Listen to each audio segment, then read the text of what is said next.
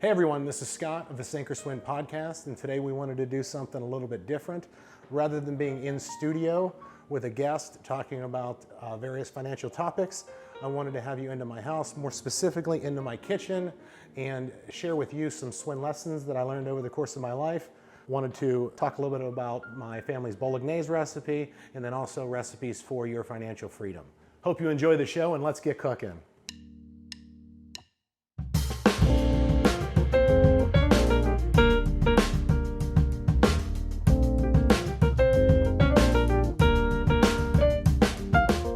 So in my opinion, a great Italian recipe is just simple. Simple ingredients added together in the right increments, and you have a dish that's just full of flavor. Step one in the Bolognese recipe is to throw some butter in the skillet, let it melt up, and then saute your garlic. I really don't measure the garlic because I don't think that you can have too much garlic. I just kind of fire it in there. Typically, I would actually take fresh garlic cloves and I would chop them up, but for the sake of speed today, I'm going to use already minced garlic and cheap. Don't leave it in there too long. It scorches, it gets a little bit bitter, so you want to actually keep that in there the right amount of time, typically about a minute, and then you're going to add your onions. And we're going to let those go until they're translucent. And again, you don't want to burn them too much and open them up because again, that caramelized flavor will kind of ruin the Bolognese sauce, in my opinion. All right, so if you're looking to build long-term wealth, most of us, again, we come right out of school, right? We got a huge debt load from college. We're gonna move out of our parents' house. You're gonna get an apartment, you're gonna have rent, you're gonna have your car payment, insurance. I mean, life hits you right in the face, right? So might seem like it's really hard to build long-term wealth or substantial wealth when you're just getting started, but it's actually rather simple, almost like these recipes. You just need to have a plan. And a good rule of thumb in regard to retirement planning is that you need to save or pay yourself 10 cents of every dollar that you make. If you make $25,000 a year, put away $2,500. If you make $50,000 a year, put away $5,000. If you make $100,000 a year, put away $10,000. So based on that math, you will probably live the exact same life that you did while you were working in retirement. So there's no easy way to build long-term wealth. I mean, do you think you're gonna hit the lottery? Do you got a big inheritance coming? If you don't, it just takes discipline and putting together a plan.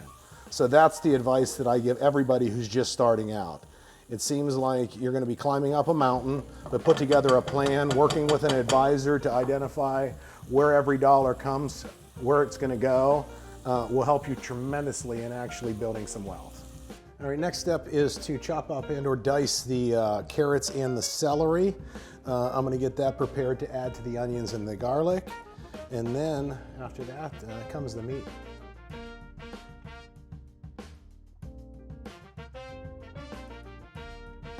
I mean, I think the important thing is when you're talking about a financial advisor, at this point in what you're trying to do, you don't need a financial advisor, you more so need a financial accountability partner. So it's more important, in my opinion, to have that open dialogue, to be able to understand what it is that you're trying to accomplish. But for us to be able to do our job, we need to understand exactly your current situation. So what we're going to ask you to do in the interim is put together a personal financial statement that's going to include cash flow, budgeting, your inflows, your outflows. Once we identify that, it's easier for us to do our job and to get you where you need to be.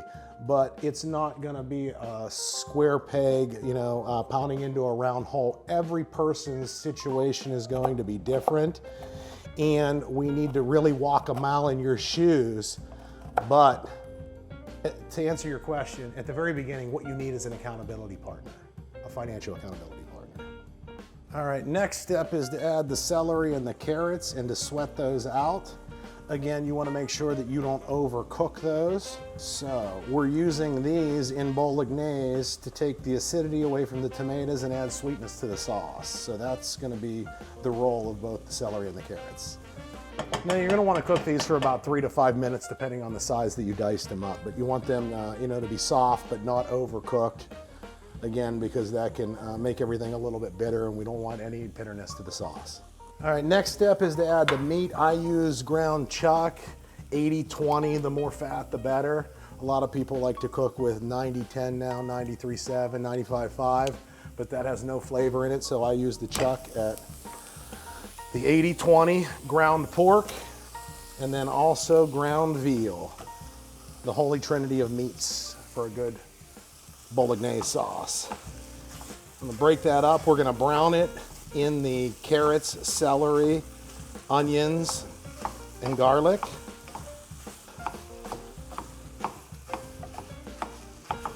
All right, so how can one tell if they're saving enough for retirement or they're way off track or just off track?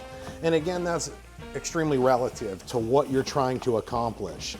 I mean, if we sit down and you come in and you're 50 years old and you haven't saved $1 and you tell me that you want to retire when you're 62 years old and you want to travel the world, no chance. I'm going to probably buy you a globe and let you just spin it and put your finger on it. That's as close as you're going to get to traveling the world.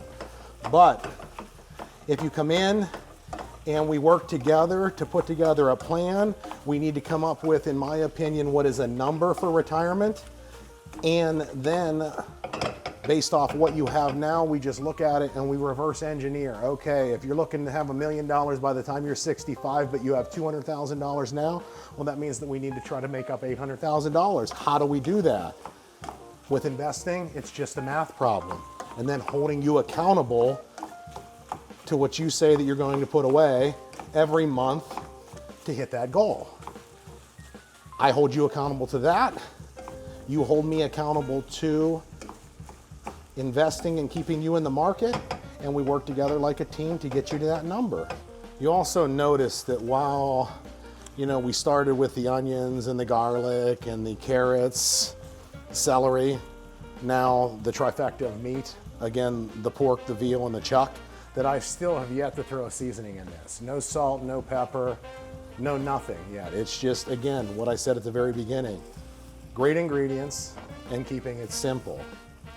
So the next step after this, and we get this meat browned up, is we're gonna add a cup of milk, and we're gonna let that simmer down. Once the milk evaporates, it's gonna actually make the meat super tender.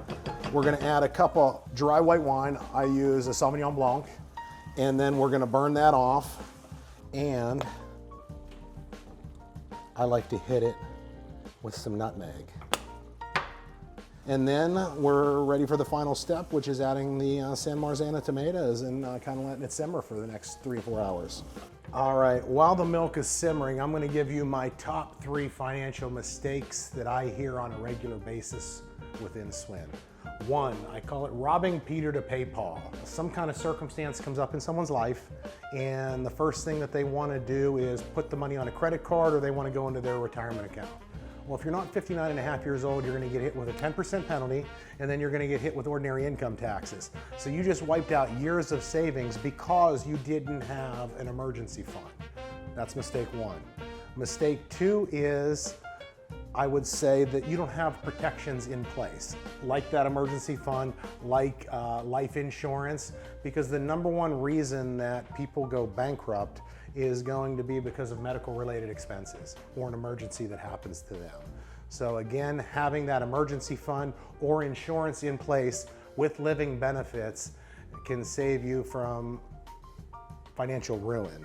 And the third biggest mistake that people often communicate to us is that it's too late. I didn't start already. Well, I can tell you that it's never too late, because something is better than nothing later, right?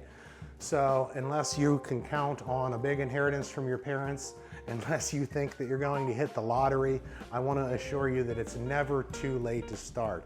Please reach out, whether it's someone at SWIN, whether it's myself, whether it's another financial advisor. At least take the first step towards financial literacy and get where you're needing to go, because I can't echo how important it is to have a plan, and again, it's never too late to start. Last step, we're going to add the San Marzano tomatoes. And not just any tomato, it can be a San Marzano tomato. In order to be classified just that, it has to grow in certain regions of Italy in the volcanic ash soil. So make sure that it's authentic or you're not making an authentic Bolognese. All right, while the tomatoes are simmering, I'm gonna come over and answer one more question. I mean, that's actually quite simple. So what you want to identify first is, does your employer match with their retirement plan? Whether it's a 401k, a SEP simple, do they match? Whatever they match, it's simple. You do that, right? Because that's a free rate of return. If they're matching 100% of the first 5%, you're doubling your money by putting that in there. And then a pretty good rule of thumb is, if you can get that into the retirement account and you still have the budget to save more money, then literally you should fully fund a Roth IRA. That's $7,000 a year. So if you can fully fund that and you still have enough money to save, then you come back to the 401k. But now you're fully funding your retirement and you're going to be better than 99% of most people. So quite simply, start with the 401k, set aside whatever the company matches, fully fund a Roth, come back to the 401k. It's that simple. Just follow that formula and you will be perfectly okay. Think about this. You drive a vehicle, you have insurance on it. You have a house, you have homeowners insurance on it. You go to work every day, what kind of insurance do you have on you? Because if something were to happen to you, what exactly is your family going to do? More specifically, the worst thing that happens to someone isn't necessarily that they die, because you might have term insurance, you might be able to just, have a check delivered to your family. What if you are in an accident and you can't work? What if you have a stroke and you have to learn how to talk again? Those are the things that can literally ruin a family. So you have to have the proper insurance on you. And in my opinion, if you don't have an insurance policy with living benefits, then we should definitely talk. Because that, to me, is the most important thing that you can do. And that's what we'll do at SWIN. We'll identify your family history. Maybe your mother or your father had Alzheimer's or dementia. No person in your family has ever lived past the age of 72. You all die of strokes. That stuff is extremely important in putting together the right policy for you. So that's exactly what we're gonna do. We're going to try to, not obviously over-insure you. We're going to try to hit the sweet spot. What a lot of people typically do is, if there's a balance on their house, okay, we're going to add that on there.